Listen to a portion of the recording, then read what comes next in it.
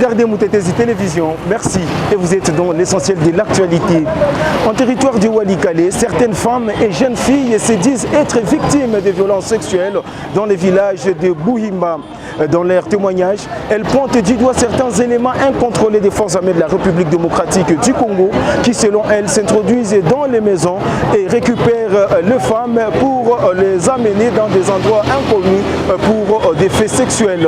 Ces dernières plaident pour l'implication de l'autorité compétente pour mettre fin à cette pratique. Je vous propose de suivre les reportages de Joyce Mwamba. C'est dans l'inquiétude, tristesse et frustration que vivent certaines femmes et jeunes filles de Bouhimba dans le territoire de Walikale où sont tracassées et violées par certains éléments de FARDC, incontrôlées, des bavures commises sans que personne n'intervienne en leur faveur. Selon un témoignage d'une habitante, l'une des victimes qui dénonce cet état des choses parle de l'implication de certains militaires qui en sécurisent la population dans cette partie de la province du Nord Kivu et oublient leur mission.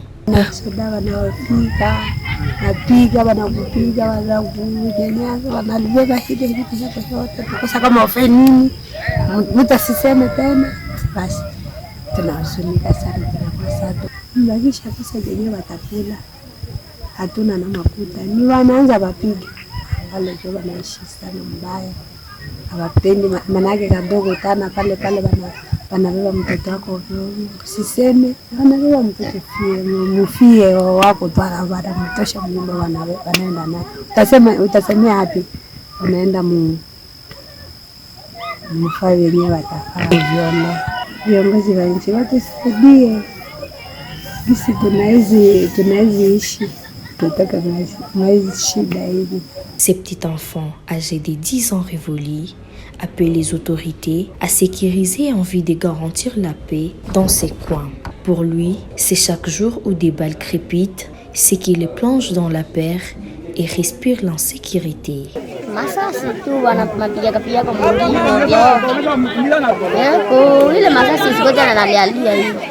Sur le même chapitre de l'insécurité qui demeure persistante à l'est de la RDC, caractérisée par le massacre de la population à Beni et Ituri ainsi que la résurgence des rebelles du M23. Face à cela, le mouvement citoyen Lucha demande au gouvernement de fournir assez d'efforts pour que la table ronde au sujet de l'insécurité connaisse la participation des victimes directes des atrocités qui se commettent à Beni et Ituri afin de donner la bonne version des faits de tout ce qui s'est passé à Beni et Ituri. Leur déclaration est lue ici par Stéphanie Mbafumoja. La table ronde au sujet de l'insécurité dans la région de Beni doit avoir comme participants les victimes directes de ces atrocités pour donner la bonne version pouvant statuer sur l'approche de l'apport de la paix dans la région de Beni. Nous, Lucha, soutenons la dextérité dont témoigne la population congolaise pour contraindre les terroristes du M23 à cesser leur plan macabre.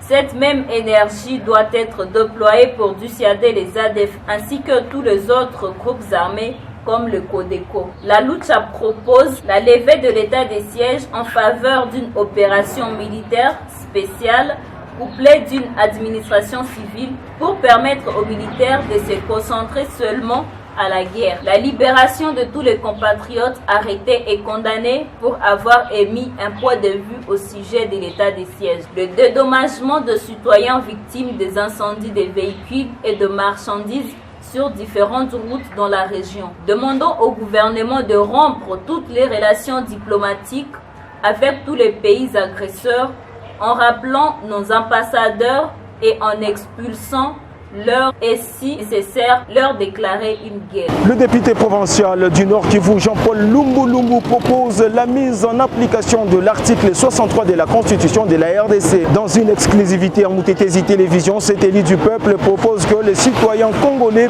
ayant atteint la majorité, soit 18 ans révolus, doivent être soumis à une formation militaire obligatoire pour faire de la défense du pays un droit et un devoir sacré. Cela serait à cet effet bénéfique pour la sécurité en cette période des multiples guerres d'agression contre le Congo.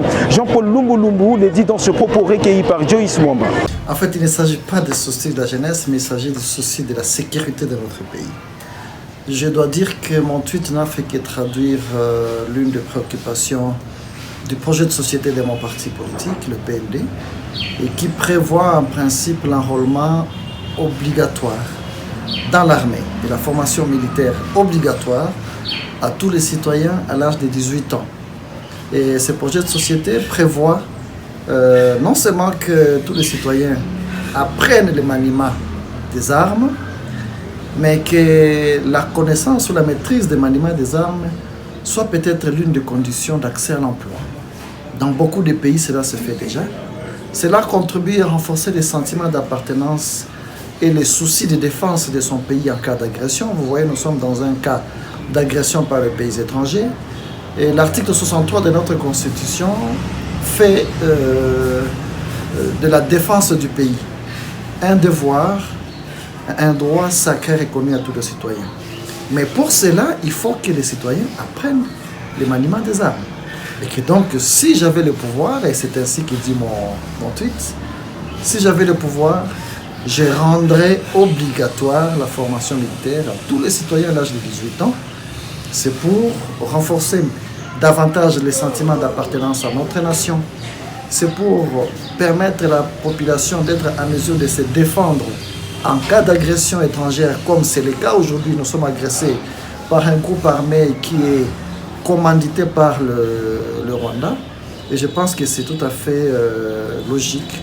Et je pense que c'est une idée que les députés nationaux, les députés, plutôt les sénateurs, les membres du gouvernement central devraient approfondir pour la sécurité de notre pays.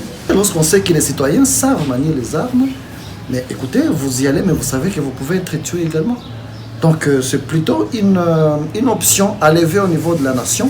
En réaction, ce mardi 31 mai 2022, la rédaction de Moutetesi Télévision a raconté la population de Goma réagissant à la proposition du député provincial Jean-Paul Lumbu de faire la formation militaire obligatoire à tout citoyen ayant atteint l'âge de 18 ans révolu, soit la majorité.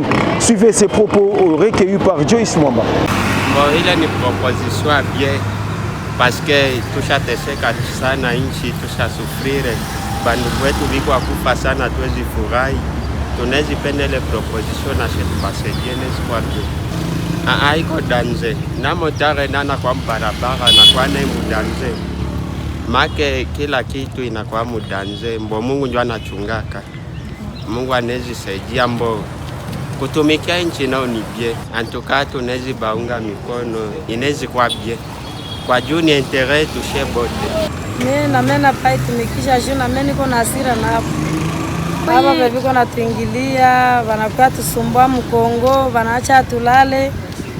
Baba letu biko naenda mvita, wanabakililia kule, mama wanakuwa ba blessé, wengine bana mage tushajikosa kama ni haya. Au kusema hasira ni kusema tu na sisi tujue juu leo na kesho wanapata tuingilia.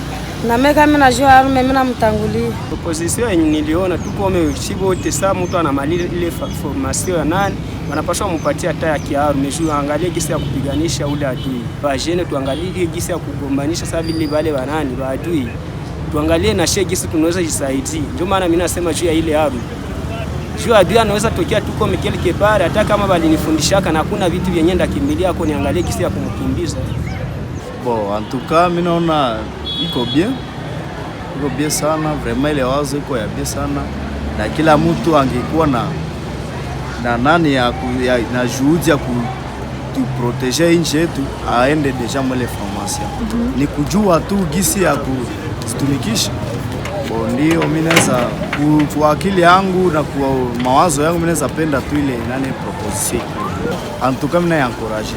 Et puis en ville de Butembo, des pharmacies au centre-ville sont fermées depuis vendredi 27 mai 2022. Les tenanciers des pharmacies, membres de l'association des tenanciers des pharmacies de Butembo-Lubero à Tefalou, disent s'opposer à l'installation en ville de Butembo de la firme Presse Pharma, une officine grossiste qu'ils craignent menacer leur vente en détail. Une grève qui influe sur le fonctionnement des structures sanitaires qui connaissent une carence en médicaments. Dossier complet dans ce reportage de notre permanente à Butembo, Francine Mousseau. Ici sur Avenue Kiombo, toutes les pharmacies sont restées fermées depuis vendredi dernier. Les tenanciers de ces officines pharmaceutiques sont en grève. Le président de l'association des tenanciers des pharmacies, Lubero et Butembo Tefalo en sigle, a expliqué qu'il sèche les activités pour refuser l'installation de leurs fournisseurs en médicaments dans le marché de Butembo. Une concurrence qui, selon lui, met en péril leur travail. Mais Presse Pharma, le problème c'est quoi?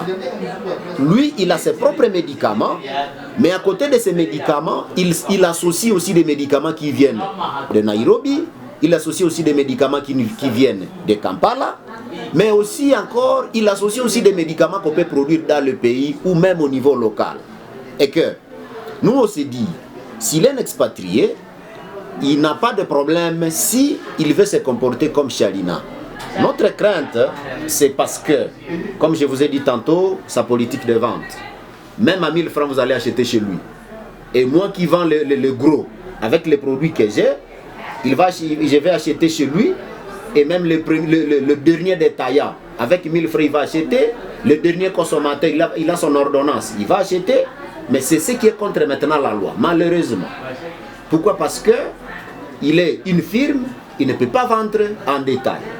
Donc, lui, c'est un dépôt pharmaceutique. Dans la loi pharmaceutique, il n'a pas le droit de vendre à détail. Il se limite à la vente agro. Et la vente agro a ses caprices. C'est pas moins de $500. Cette grève de la Tefalo affecte déjà le travail dans certaines structures en ville de Butembo qui connaissent la carence en stock en médicaments. Tel est le cas de ces centres hospitaliers pédiatriques Saint-Pierre, dont les armoires à médicaments dans des pharmacies et dans la salle de soins présentent des vides. Une situation qui rend la tâche difficile au docteur Pitié dans la diminution des soins aux patients. La grève de pharmaciens ou des agents de la Tefalo nous rend vraiment la tâche très difficile et très compliquée, vu que nous utilisons le médicament chaque jour. Et c'est ce qui nous permet de subvenir aux besoins des malades et puis de les soulager de leurs maux. Et puis quand les pharmaciens font la grève, ils n'ouvrent pas leur pharmacie. Nous n'avons plus accès aux médicaments et on ne sait plus soigner nos patients. Pour trouver le peu de médicaments que nous utilisons maintenant, on le fait vraiment avec beaucoup de difficultés. Et puis il y a certains patients qui sont en train de souffrir puisqu'il y en a certains médicaments qui nous manquent carrément. Et puis le malade reste des victimes de cette histoire. Et nous, vraiment, ça nous pénalise beaucoup. Ces personnels soignants demandent ainsi aux membres de la Tefalo à lever leur grève en attendant la suite de leur pourparlers avec la dite firme. Et puis pour finir, c'est essentiel de l'information. Le trafic reprenne timidement sur la nationale numéro 2, axe Rutshuru-Goma, après leur suspension suite aux affrontements entre les FARDC et les désormais terroristes du M23. Selon les usagers de cette route, l'armée congolaise a commencé à autoriser les circulations après qu'ils ont repris les contrôles de Kibumba, lieu où étaient concentrés les accrochages. Des conducteurs soulignent que seule la peur les conduit pendant les trajets sur cet axe routier. Je vous propose de suivre les reportages que nous avons réalisés avec les usagers de ces routes qui étaient en provenance de Rutshuru après 4 jours sur place sans aucune circulation. Il est 9h en ville du Goma. Ces véhicules proviennent de Kiwanja après environ 4 jours, étant sur place après la coupure de la circulation suite aux assauts des militants du M23 contre les positions des FARDC à hauteur de Kibumba. La vie a été pénible, voire difficile à Kiwanja et la peur pouvait s'élire sur le front de passagers sur tous ces trajets malgré la présence des militaires des forces armées de la République démocratique du Congo sur tous ces trajets complètement vidés de ses habitants. Tumefika kwanza M23 washatoka munjia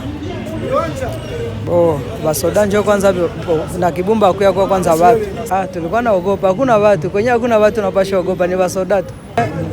Boga iko kwa munjia, zengine zilibakia kiwanja, niliacha kamio karibu 4.